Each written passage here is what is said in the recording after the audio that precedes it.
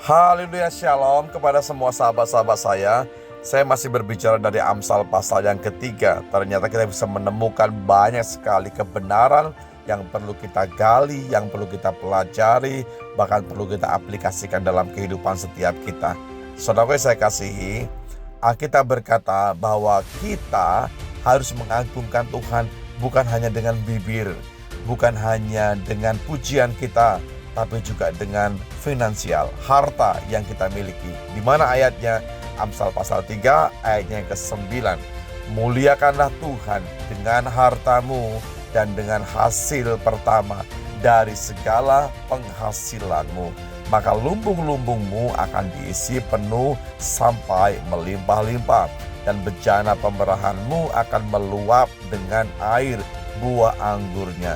Dari dua ayat ini kita bisa menemukan sebuah kebenaran yang akan memberikan pengertian kepada kita bahwa kita bukan pemilik tunggal. Selalu saya sampaikan bahwa kita hanya pengelola dari setiap hal yang Tuhan percayakan buat kita. Dalam hal ini adalah berbicara mengenai harta. Kita bukan pemilik. Kalau kita hari ini ada, itu hanya karena kasih karunia Tuhan saja. Sebab itu, muliakan Tuhan dengan harta kita. Jangan menjadi sombong, jangan menjadi orang yang angkuh karena kepemilikan, karena semuanya itu hanya bersifat sementara saja. Biar Tuhan mendapati kita bukan terpaku kepada harta duniawi, tapi terpaut kepada harta yang di sorga. Muliakanlah Tuhan dengan hartamu dan dari hasil pertama dari segala penghasilanmu. Berbicara hasil pertama, berbicara mengenai keutamaan.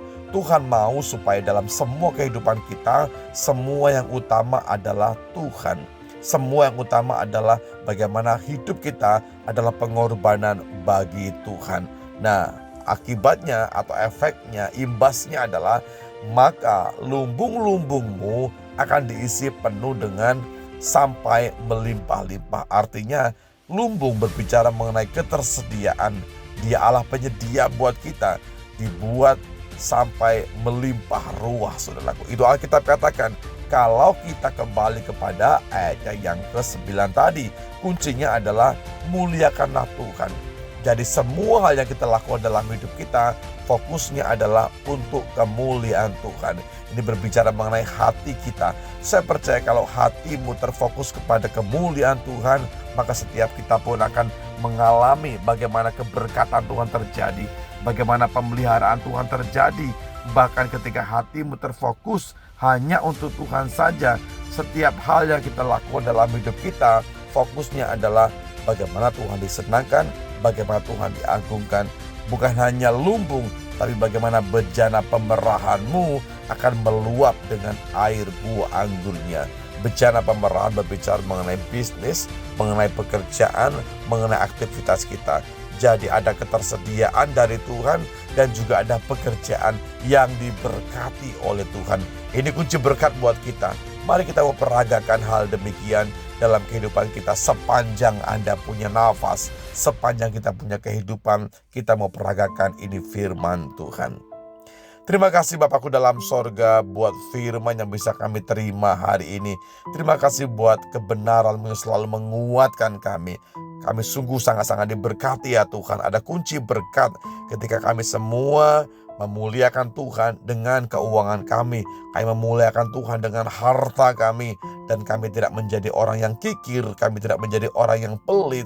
Tapi kami bisa menggunakan efektif semua harta ini untuk kemuliaan Tuhan saja.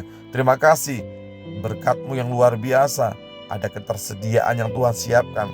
Ada pekerjaan yang diberkati oleh Tuhan. Kami imani, kami aminkan firman-Mu, dan kami percaya melangkah bersama dengan kekuatan firman-Mu, kami akan mendapatkan sesuatu yang luar biasa di dalam Tuhan. Terima kasih, sepanjang kami punya usia, kami mau hidup bagi kemuliaan Tuhan saja.